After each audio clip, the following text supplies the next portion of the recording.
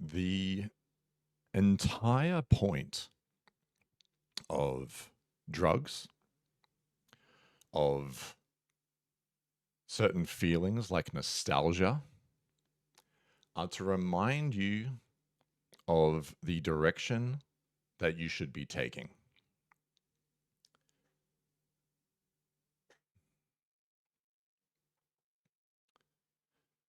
People people are at the age where they are discovering a lot of nostalgia and they're doing a lot of drugs, but they're doing it wrong. I'm going to start with nostalgia and then I'll tell you about how it relates to certain substances. This is the path that most people take when it comes to nostalgia. I'm going to take the example of discovering an old video game. I think a lot of people are doing that. You're an adult. You're relatively unhappy. It was a very slow and steady decline. You're not entirely sure what went wrong. You have some theories, but all you know is that if you think back to when you were a kid, you were happier and life seemed better. Suddenly, you log in to an old video game that you played back when you were a happy kid, and you're flooded with that feeling. Now, most people's response to this is to say, "Oh my God, this game is amazing. It reminds me of how happy I was. I'm gonna play it. This game is the answer."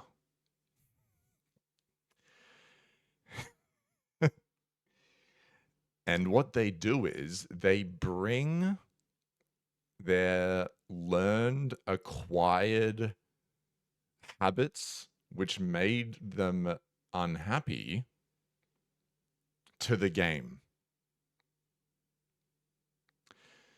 So you fast forward 2 years, and they're sitting there playing this game with no sense of joy.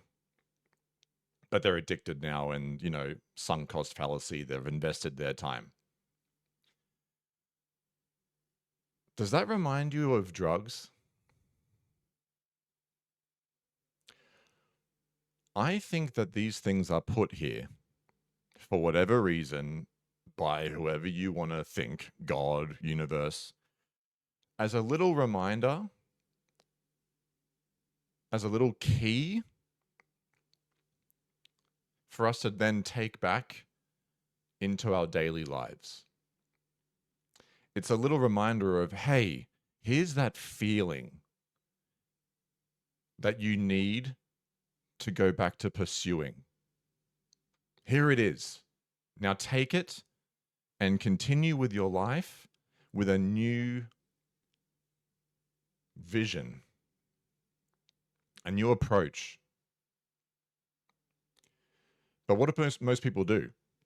For example, let's say that you're some like completely logical, you're a engineer or you work in some corporate setting, you work in a box for 8 hours a day, you drive home, you sit down, you watch the news, you go to bed, you have no sense of beauty, adventure, joy, you haven't laughed in years, and now you smoke some weed. Suddenly, you're giggling at everything. You're looking around the room like it's the first time you've ever seen it. Okay? That is supposed to be a, oi, idiot, wake up. Look at how beautiful things really are. Look at look at how much joy you can get from the ordinary. You're supposed to go, holy shit. Yeah. Okay, obviously it's not going to be like this automatic in my real life. I might have to actually progress towards this. But what an amazing little hint. What an amazing little slap in the face to stop me continuing wasting my entire life being a purely logical drone. I think that's what it's supposed to be. So many amazing human beings who go on to change the world for the better, and they spend all their time working with sick people, giving speeches. They went and did a psychedelic drug. They had an amazing experience of higher consciousness, and they took that into their everyday life and pursued it because they had this hint of what was possible, and that became their new goal. But then you have other people who take a psychedelic drug, have an amazing experience, and what do? They just make psychedelic drugs their whole personality. And all they do is talk about drugs. And it's all they care about. And they just hang around with other people who do drugs. And they sit around all day talking about how much they love drugs and how high they are. What do most people do with video games? As I said, wow, this game reminds me of when I was happy. And then they start playing the game in a miserable, logical, calculated, adult, it's not very adult, it's quite childish, but adult way where they're just, how do I win? What's the best way? How do I make this more efficient? These guys are playing the game. Like, you know what I mean? Weed smokers. Imagine if that guy in the corporate job, instead of being like, I can still work in the corporate job, but I'm going to start waking up a bit earlier and going for a walk and watching the sunrise. And I'm going to come home and spend time with my wife and kids instead of just sitting down and watching bullshit. And I'm going to smile at my colleagues. And I'm going to, even though my work is a little bit boring, I'm still going to enjoy it. Because why not? What's the point of being miserable? That's what weed taught me. What is he more likely to do? Oh man, weed's the best. Oh, I'm just gonna smoke weed every day. Fuck yeah, man. This is it. This is it, bro. Goes to work miserable, sits there being like, this fucking sucks. This is the worst. I just want to go home and smoke weed, bro. This is bullshit. When the world gives you either a peek of what's possible or a reminder of what was, the meaning for that, in my opinion, is to take that amazing slap in the face and to adjust your current life to be a better person, to live a better life.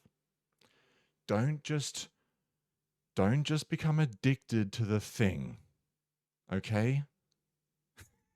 And I say this as someone who is playing a game from my childhood with the condition that I play it with that same adventurous, joyful attitude. That's the condition. If I was to ever be like, all right, what are we doing now? Let's check the calculations. Let's do the. Okay, like if I ever do that, I'm quitting. That is not what nostalgia was hinting for me to do. Okay? So that's my advice to any drug addicts out there, to anyone who's addicted to old video games, to anyone who's addicted to watching old TV shows that remind them of when they were happy. The feeling is your sign of how to continue your life in a better way. It's not a reason to be like, oh man, the world was so much better. I'm just going to fixate on this because the world sucks. And, you know, obviously the future is just going to be worse and worse. No. The future can be better than you can possibly imagine. Okay. Thanks, everyone.